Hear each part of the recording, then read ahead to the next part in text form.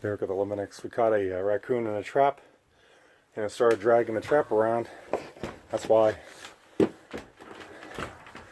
it's not good to put traps in the attic. Now, the reason why I put a trap in the attic was just to create a monitor, because I didn't hear anything about it for about a week.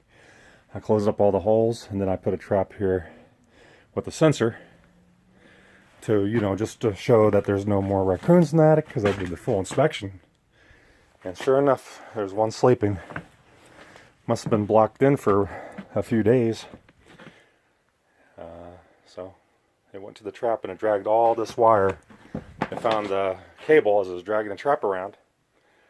And now it's got all the cable all entwined in there. I can't get it out. So I'm going to have to put it in the trash can and relocate this.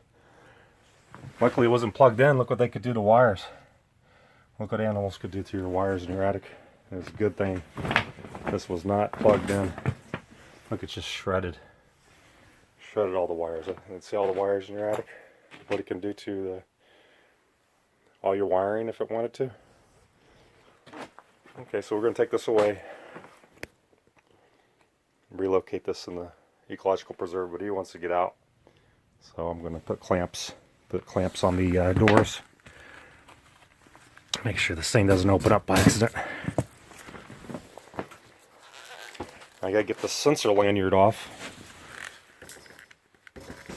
I gotta get the sensor lanyard off somehow so I can put another trap up here.